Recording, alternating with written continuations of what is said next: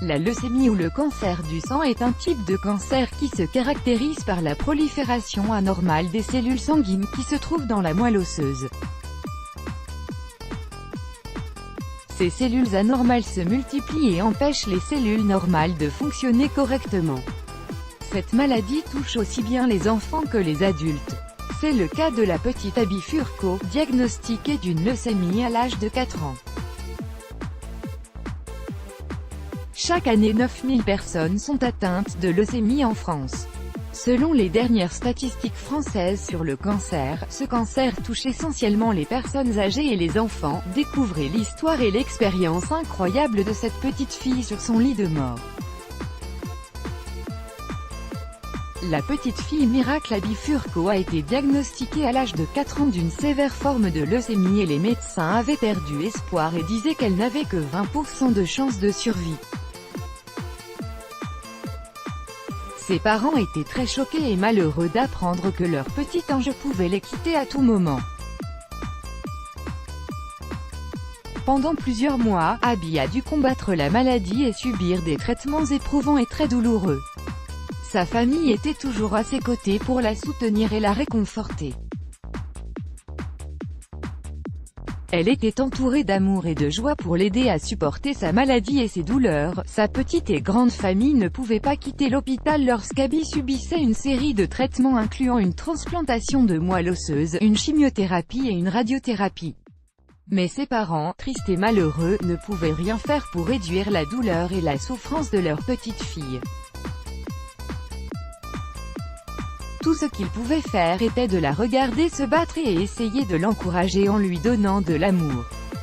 2 ans après, Abby semblait avoir guéri et traversé toutes les difficultés et que tout ce cauchemar avait pris fin. Elle avait repris ses cours à l'école, elle s'amusait avec ses amis et tout allait bien. Pourtant, la maladie était toujours là. 1 an plus tard, l'état de santé d'Abby s'est détérioré. Elle ne pouvait plus bouger, elle ne marchait plus et tout mouvement lui faisait mal. Une autre greffe de moelle osseuse a été faite, mais le corps d'Abby ne l'acceptait pas et rejetait les tissus étrangers et son état commençait à s'empirer. Abby avait même été atteinte d'une insuffisance rénale et ses parents se préparaient pour lui faire des adieux. Abby ne dormait qu'1 heure par jour, tellement les douleurs étaient fortes et atroces. Les médecins avaient conseillé aux parents de préparer les funérailles de leur petite et ces derniers décident de parler aux sœurs d'Abby pour les préparer à sa mort. Les grands-parents de la fillette ainsi que tous les amis de la famille se sont rassemblés autour d'elle pour la voir une dernière fois et vivre ses derniers moments avec elle. Abby a été débranchée des appareils de dialyse et transportée vers sa maison. Les médecins avaient indiqué aux parents que la petite s'éteindra probablement au cours des prochaines 48 heures. Les parents d'Abby se concentrent alors, avec le cœur serré, sur les préparatifs des funérailles de leur fille adorée. Ils choisissent ensemble un cercueil et une musique.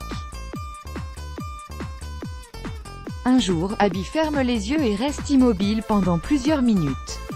Alors que toute la famille croyait que le moment est arrivé, la petite se réveille et dit à ses parents « J'ai encore beaucoup de choses à vivre ».